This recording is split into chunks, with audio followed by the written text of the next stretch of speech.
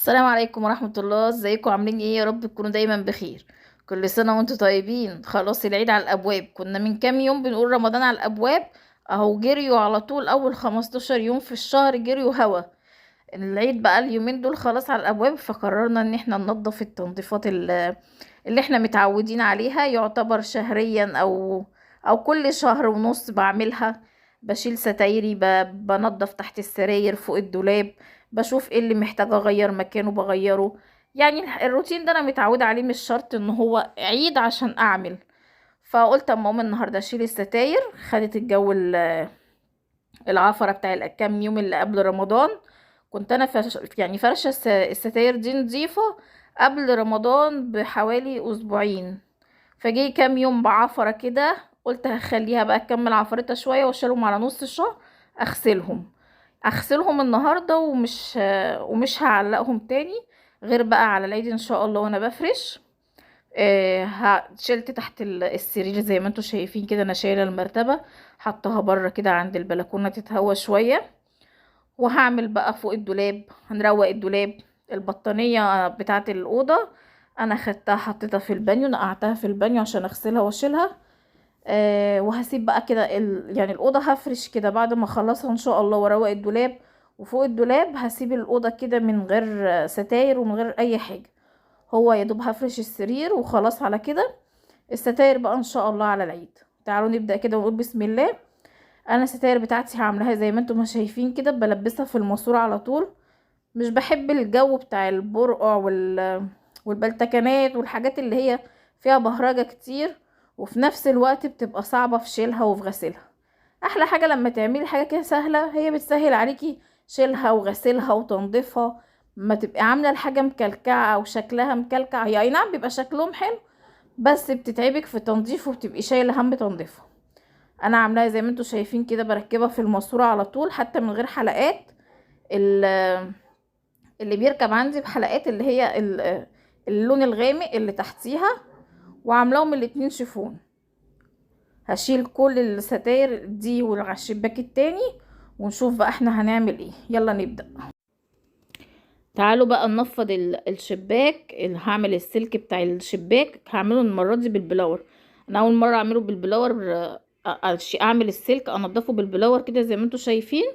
كل مرة بعمله بالفرشة بتاعة المكنسة، يعني بحط الفرشة الصغيرة دي اللي انا بعمل بيها فوق الدواليب وبعمل بيها الشبابيك الالموتال. كل مرة كنت بعمله بيها. المرة دي قلت اما انفضه بالبلور، لان ايام العفرة اللي فاتت كانت تراب كتير قوي، وانا زي ما انتوا شايفين مفيش حد قصادي، فالتراب كله بيجي عليا. تراب الشمس كل حاجة عليا. فقلت هعمله بيها اول مرة كده اجربه، لو حلو كل مرة هعمل بيه. بس زي ما انتوا شايفين كده، كل التراب اللي انا بنفضه بدل ما بيخرج بره بيخش لي انا جوه من شدة الهواء بتاع البلور. فقلت هي المرة دي، ومش يعني مش هفكر اعملها تاني، لان انا على طول كل اسبوعين لازم بعمل السلك دوت، عشان لما بفتح الشباك اي نسمة هوا لو السلك عليه تراب بيدخل التراب جوه. فلو هعمله بالبلور يبقى الدواليب اللي انا منفضاها ومنضفاها هتتوسخ على طول، الستاير اللي متعلقة هتتوسخ على طول. فانا مش عايزة الموضوع دوت، لا غنى عنه يعني. هعمل الحيطان كده هزعفها زي ما انتم ما شايفين. انا مش بحب انضف يعني انفض الحيطان، لا يعني بحب امسحها كده. لو البتاعة دي مش متواجدة، الاول ما كانتش بتبقى يعني ما كانتش موجودة عندي، كنت بحط على المساحة فوطة قطن ناعمة، تكون فوطة قديمة بالنسبة لي ما مش بستخدمها. كنت بحطها على المساحة وبمسح بيها الحيطان كده داير ما يدور، عشان اشيل الترابة اللي على الحيطة. ما كنتش بحب ان انا يعني على طول ما بحبش هنفض، بحب امسح التراب كده زي ما انتوا شايفين، عشان اللي هنفضه من الناحية دي هيجيلي الناحية التانية، وافضل رايحة جاية في الأوضة كده، اللي بشيله من هنا بيجيلي من هنا. تعالوا بقى نتكلم النهاردة كده في نقطة كلنا اتربينا عليها. مفيش واحدة مصرية ما تربتش على الموضوع اللي انا هقوله ده. ان انت مجرد ما تتجوزي فانت الراجل التاني في البيت. جوزك راجل، هو اي نعم راجل البيت، بس وهو مش موجود انت الراجل اللي موجود في البيت.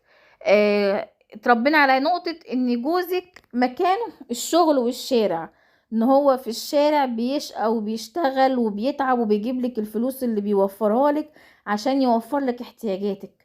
احنا مش بنتفه من مسؤولية الراجل، لا بالعكس، يعني ربنا يعين كل راجل شقيان على بيته ويقدر يوفر قرش لبيته في الايام اللي احنا فيها دي. احنا هنتكلم في نقطة تانية. ما تبقيش انت الراجل في كل حاجة في البيت، ان حاجة باظت اوعي تقولي لجوزك ان الحاجة دي عايزة تتصلح، اجري صلحيها. في حاجة عايزة تشتريها اوعي تقولي لجوزك يجي معاكي يشيل او يقف يختار معاكي، روحي انت طالما الحاجة انت عايزاها هاتيها وشيليها على قلبك واطلعي طلعيها. اوعي تقولي لجوزك ان الواد غلط، عاقبيها انت. لكن ما تقوليش لابوه. طب ما هو ابني بعد كده هيكبر انه مش هيرجع لابوه في حاجة، او بنتي مش هترجع لابوها في حاجة. هيجي عليا سن انا مش هعرف اسيطر على ابني او بنتي، لان في سن معين للاطفال، سن المراهقة بتاعهم انتي مش هتعرفي تتعاملي معاه. ولما يحصل حاجة غلط ولا قدر الله لو حاجة كبيرة، انتي اللي هتتلامي. ما هو انتي اللي موجودة في البيت يا استاذة، انتي اللي مسؤولة عن كده.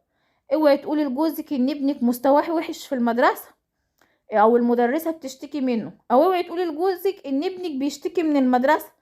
اجري انتي وروحي اقفي في المدرسة وسط المدرسين واسألي على مستواه. طب وليه؟ ما هو انا متجوزاه عشان يشاركني في كل حاجة، هو مش مكنة اي تي ام يجيب لي فلوس وخلاص. لا، انت وفر من وقتك، كل اسبوع او كل شهر نص ساعة سيب شغلك وروح شوف مستوى ابنك في المدرسة، مستواه من ناحية التعليم، ومن ناحية تانية سلوكه عامل ايه، المدرسين شايفين ايه اللي فيه عايز يتغير. يمكن المدرس بيبقى في الفصل شايف فيه سلوك في ابنك عايز يتغير وبيشتكي، وانت مش يعني الشكوى مش بتوصل لك، فلازم تروح تسأل على سلوكه. لازم تقعد مع ابنك وتشوف صحابه وتسأله على سلوك صحابه بطريقة غير مباشرة. يعني صاحبك ده بيعمل ايه في المدرسة، بتلعبوا ازاي، بتروحوا فين، بتيجوا منين وانتوا رايحين من الدروس، بتاخد ايه خدت ايه النهاردة في الدرس، المدرس عمل معاك ايه، قالك ايه اللي مضايقك. لازم تقعدوا تصاحبوا ولادكوا، احنا في ايام صعبة وفي جيل صعب طالع، وفي مشاكل كتير بتحصل اللي بيتلام عليها في الاخر الام.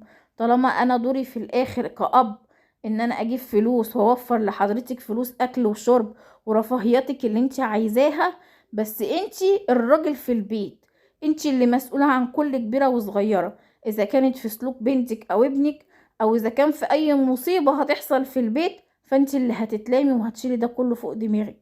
غيروا من نفسكم، عايزين نغير من نفسنا، والراجل ما يبقاش دوره في البيت فلوس وبس، لازم تشركوا جوازكوا في كل حاجة في البيت، في كل كبيرة وصغيرة. يا ريت يا جماعة نغير من نفسنا.